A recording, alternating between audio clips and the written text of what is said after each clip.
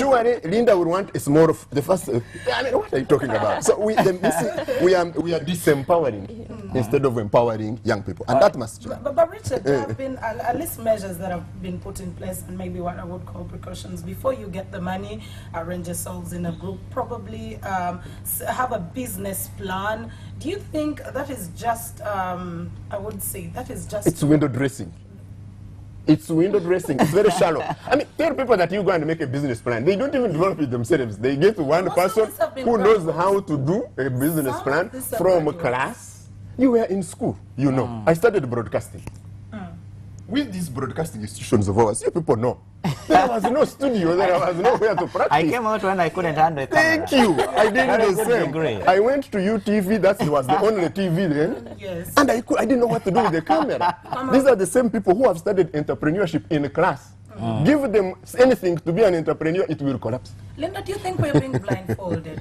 I think we are, and that is why in the post-2015 development agenda, we are looking at the quality of education that is actually given to the youth, so that we remove this blindfold that is on our eyes. Linda, look at this. Quality, when you talk about quality of education, what runs through the mind of a Ugandan out there, first of all, would go to private schools. And these are very expensive. But we have brains, I love to call them brains, that are down in the villages whose parents cannot be able to access the private schools. And when you try to look at the government education that the education government is providing, USEUPE, there are a lot of questions about the quality of education being produced. How then are we going to deal with that? If you look at the Millennium Development Goals, the target was access to schools. And that is how UPE and USE came in place.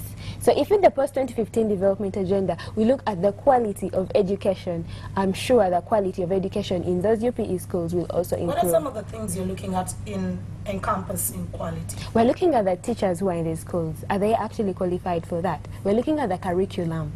How is the curriculum stated? Like he said, he left broadcasting school when he didn't know how to use a camera. Can we have the person to leave broadcasting school when they actually know how to use the equipment they're going to use? Okay, that is very fine.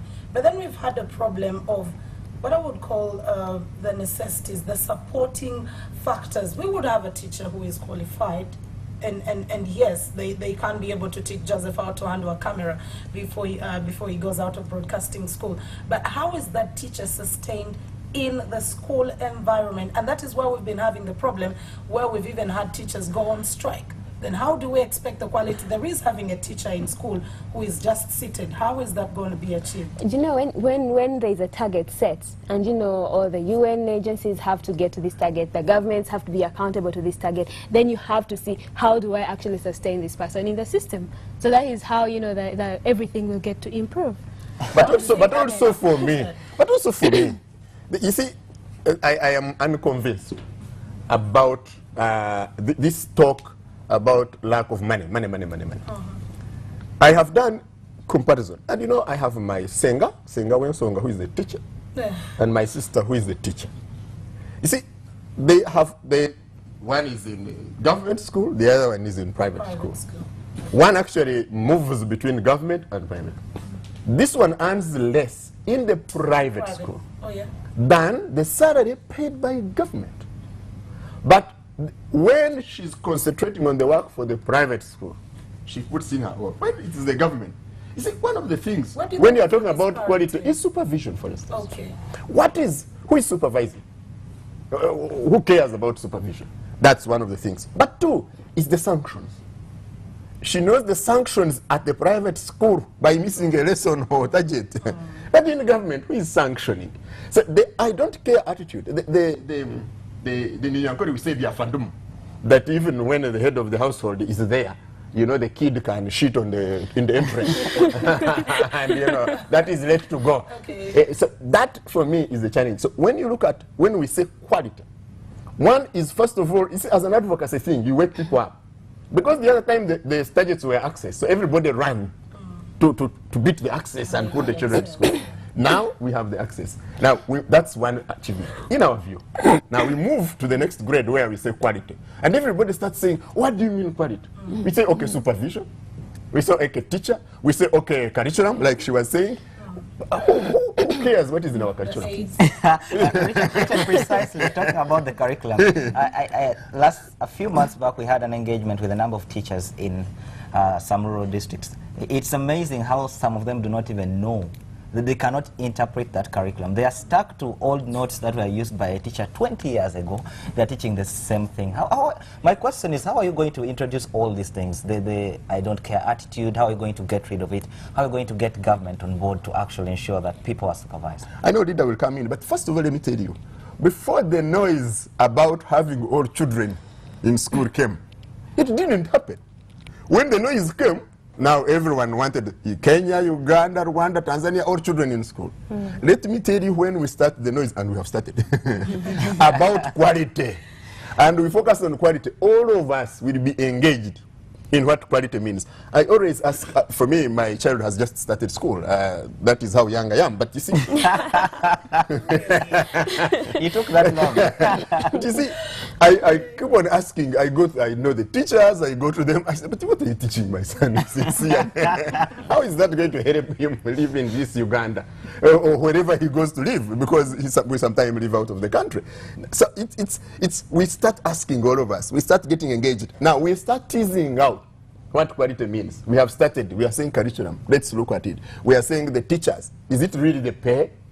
Let's look at that. Maybe it is. We are saying let's look at supervision. Who is supervising? Can we? And then you will see the issues of quality. You will be singing on WBS every day. Quality, quality. Richard, that comes with financial implications. The scenario right now, especially in the rural areas, is that a county inspector of schools is given a motorcycle and no fuel, and he supervises a school once or half times in a month.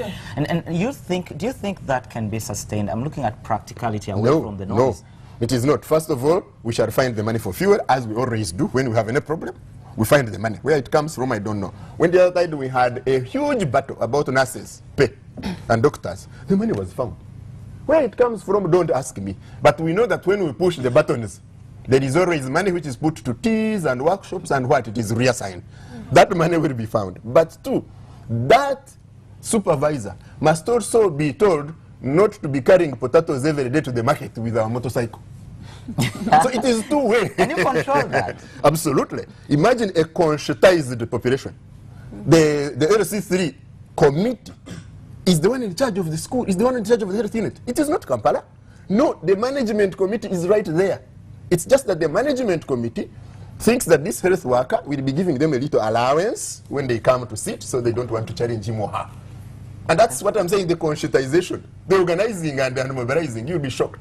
Linda, do we have, okay, you can first make your contribution. Yeah, and as we look at, the education, the health, there are things that we actually have to look at. For example, you cannot have infrastructures in a place that is insecure, or in a place that is full of conflicts, or in a place that has no peace. So as we look at all these things, we need to see that for all this to be in place and for us to have the quality, the education, the health that we need, we have to have the aspect of peace, security and conflict prevention, because this will help us, keep the environment as a whole and keep developing the infrastructure that will be in place. As we still all put our focus on achievement of the goals, we seem to be looking at governments specifically as the key players. Don't we have any other players? For example, when it comes to the education sector, I do think a parent has a role to play in ensuring that even as the quality education is being provided, they are doing something. Do we have any other key players in achieving these development goals? Yes, we have several players. We have, we have us as the individuals. We have several civil society organizations that are taking part in this. So we have a variety of players, but then why do we focus on the governments? Because, like, for example, in the UN, it's a member states thing. So it's the government that will help us address this at the General Assembly, and if the state presents this as a concern of the people back home, then it will be paid attention to, and then we shall also have backup to fight for it, and put in more energy. And then on a lighter note, I think I'll take it to Richard. Yes, you said you have a kid who's just started going to school. Yeah. And you were looking at what the student is doing at school. Do you think you have a role as a parent to play in the education of your child, or it's just take the child to school, they get back home and take them back the other day? How does it play? No, for me, I think that on a child, whatever aspect of a child, but that's my belief, the parent has responsibility number one. Now, the government is the parent of all people in its country. But the parent of this child, for me, takes the first responsibility. And you know, look at education. Education, principally, when you start, is about nutrition, for example. You know that if your child is malnourished before they are 2, consistently malnourished, severe malnourishment, before they are 2, that is from when they are in the stomach or the womb up to when they are 2. However brilliant, however good the school they go to after that, their brain is already retarded. So you can't have, when you have this severe malnourishment, then you have stunted children, then you have a stunted population, then you have, and that means, so you see, so education cannot be, it shouldn't also be looked at in isolation. The first responsibility for me is for the parent. Look, if the parents paid attention to the quality of the education of their children, imagine if 10 of us were going to the school and asking about what our children are learning. The teachers would be a little bit more mindful about what they are teaching our children. Okay. Imagine when we go to the Parents Teachers Association meeting, and our focus for that meeting is the quality. You say, what are you teaching? Why are you teaching? How important is it? How are you focusing on that? Imagine the school would be a little bit more careful. Look at how we become beggars when we are paying millions in private schools. We are beggars. You know, I went to see a head teacher. I will not mention the school now. She will probably for my cousin's kid.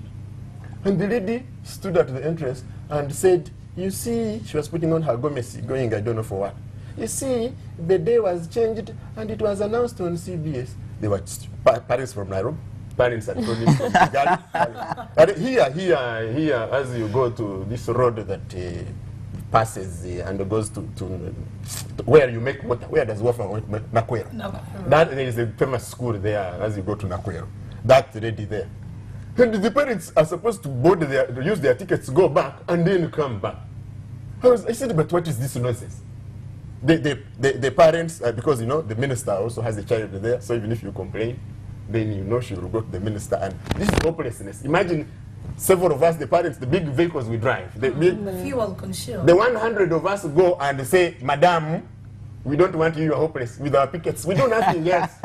That woman will change that today, I can tell you. All right, Richard, let's focus on the other aspect of peace and stability. And for me, the basic unit is the homestead. And very often we dwell around the question of domestic violence. And of course, the question of women emancipation has stood out as well. Linda, when you look at the few months left, and of course the post-2015 goals that are going to come after the Millennium Development Goals, where is Uganda standing? What is the way forward? I think Uganda, like I always say, we are on track, and we have done several consultations. Like, I don't know if you've heard of the process of the post-2015 development agenda. The MDGs were, you know, goals that were set by the, you know, the General Assembly, and then they were put down, and then we had to implement them. The post-2015 development agenda is a little different. It has started from down. It's, you know, evolving. So they are consulting from different people, you know, their youth, the women, different groups of people, and then all this is being gathered, and then it's going to be discussed at the General Assembly. Maybe away from the General Assembly, really. Let's go to the homestead in Bolisa, the homestead in Zombo, the homestead in Dokolo. Are the women finally empowered? Are they good to go? And if you know that the post-2015 development agenda has not yet been in place, it is going to be in place after 2015. So we are in the process of setting targets that are going to help the women down in Bolisa to actually be empowered. So that is why these consultations are taking place. Okay. So that by the time these are actually set out to say, now this is the post-2015 development agenda, when it starts to be implemented, then the person down at the grassroots will also benefit from it. Richard, do you share that view that when the goals finally come here, it will be the magic stick, and the woman in Dokolo will be empowered, and the woman in Bolisa will be strong? Do you think that will change something? Yes, for me, I think it will change something. First of all, even this agenda that we are in the Millennium Development Goals, which we say was imposed from above, because we went, I think 2000, I was in New York, we went into the General Assembly, and you know, there was this aura of new millennium, blah, blah, blah. We cannot say it has done nothing. The noise around it, I think, has achieved. The difference now is that at least there have been attempts to go to women groups, to go to youth groups, to go to churches, to go to mosques, to go to schools, to try and say, what are the issues? To even invest in flying in young people from countries, because I think this was, your meeting was 500 young people from different countries, and say, what are the key issues do you agree upon should be focused on? So like this question of security, of peace and conflict resolution, has come largely from our countries, which have suffered development reversals because of lack of peace and because of war. This had not been thought about. Imagine a group of rich countries getting together. They never think about war. They have been without war for long. Richard, the big boys syndrome plays very much on the international relations. Oh yeah, that's very true. The big girls too. Do you think the poor nations actually have a voice? Yes, we do have. That is why you can fly in a poor girl from Bunyoro to go to New York to talk to the Secretary General of the UN about what the issue might be in Bunyoro. Because otherwise, the other time, that didn't happen. I only managed to go to New York as the Secretary General of the United Nations Association here. And when you get there, it's the government delegations which are talking. And you can only feed them with small notes to convince them in corridors and at lunches. But now, you see, the attempt is to get all these views and try and hear them. Even, you know, this encouragement that you people now are saying, come on air and talk about this. These processes are there. There is still room for input. What we need to appreciate is that we have more than 190 countries in the world. Imagine getting views from 7 billion plus people and trying to get not more than 10 things to do. Because if you make them more than 10, it also doesn't make sense. Now they are reducing them. I think they have been reduced to 17. They are struggling to get what are the 10. Then you find what the poor countries say they want, the rich countries don't want. Or even when they want, how do you address it? There is women violence in all societies. Yeah. All. So that you find that is not challengeable. Violence against women. But how do you address it? Okay. Then they will say, when you bring this law, they say that law does not address the gays, because sometimes it's woman against woman. In our minds, we are thinking about woman and a man. So that gets shut down. Okay, now finally, Linda, I want to address the issue of women emancipation. You know, sometimes it is misquoted and it is taken overboard. What are some of those issues that you are looking at under women emancipation? You know, having women emancipation was actually one of the things that the youth brought up at this youth summit that happened in early June. One of the things was women involvement. You know, having them to get much more involved in decision making, you know, having their voices actually heard out. And there is a gentleman from, I think it was Guatemala or something, that said there is a coalition of men who have come up to actually fight for women emancipation. So we were thinking if there are some men in Uganda who can actually also come up and fight. Yeah, they should come up with a coalition to fight for the women. And you know, when you look at some countries, we look at some countries as, you know, they've been peaceful, there is no war, but there is a lot of insecurity when it comes to women. For example, if you look at, I think it's Venezuela, there is a lot of insecurity. Yet when you look at it from the broad bit of it, it is really peaceful. It is developed. It is, you know, everything. Look at the U.S. There's a lot of domestic violence. So when we look at the women, you know, having this energy, you know, the empowerment to engage, to talk, you know, I think this will help in reducing the domestic violence and all those other issues that would. All right, time is really against us. Richard, I'll let you have your last word in about 30 seconds. I'll let the lady have the last word. For me, you see, look, the people who watch WBS TV and who watch Morning Flavor are the ones who are empowered, are the ones who are educated, who have access to all the things. Your views are you're still able to input into the development agenda after 2015. What would you like to see? Imagine all the voices of ours, all the SMSs, all the emails, all the Facebook were saying we want this. I think the leaders would pay attention to it in September at New York. We are going to New York in September. Again at the General Assembly. These are the issues we are going to be engaging in. Look, we have a Minister of Foreign Affairs who is the President of the General Assembly. How many petitions have we taken to the Foreign Affairs Ministry to say in the next agenda this is what we want? I think the viewers